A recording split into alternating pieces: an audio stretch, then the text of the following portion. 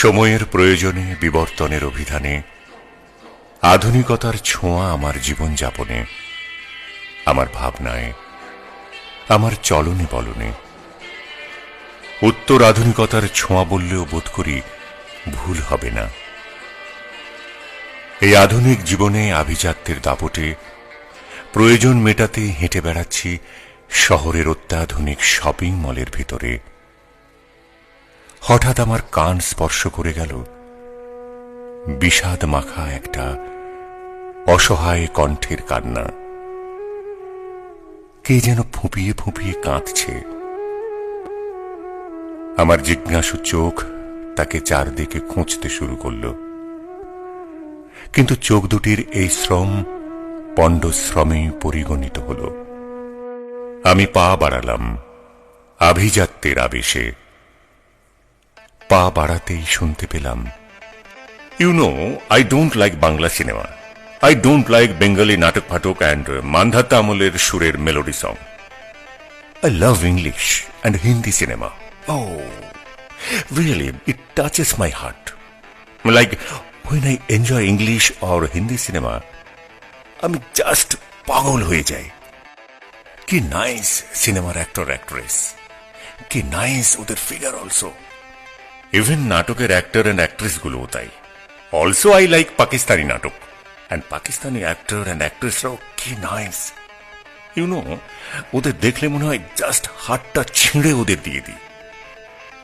আর বাংলাদেশি নাটক, cinema, song, drama, ছি ছি ছি ছি, জাস্ট ডিসগাস্টিং।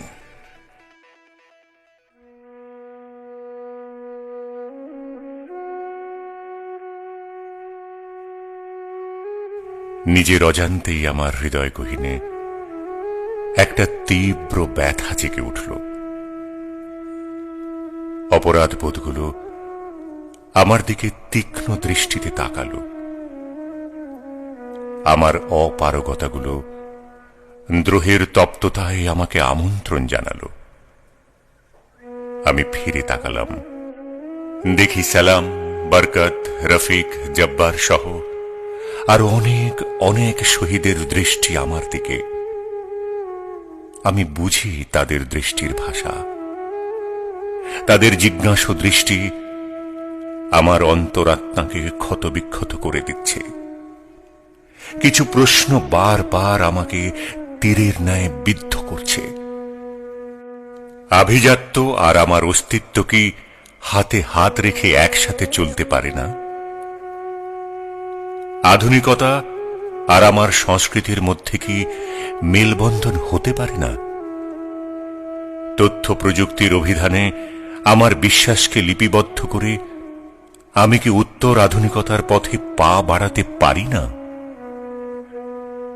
মুহূর্তেই আমি অনুভব করলাম আমার শিরা উপশিরায় দ্রোহের ঝড় বয়ে যাচ্ছে।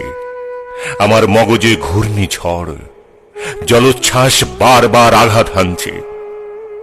আমি অবনত মস্তকে চোখ দুটি বন্ধ করে দাঁড়িয়ে রইলাম।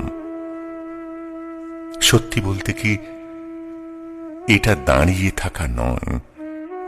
আমি অতি সুকৌশলে ঝড় এড়িয়ে যাওয়ার চেষ্টা করছিলাম মাত্র।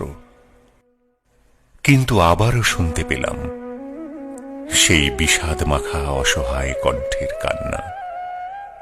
কেউ ফুঁপিয়ে ফুঁপিয়ে কাঁদছে। এবার আমার তৃষার্ত চোখ খুঁজে পেল কান্নার উৎস।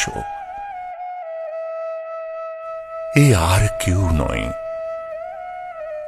এ আমার মাতৃভাষার কান্না, এ আমার বাংলা ভাষার কান্না।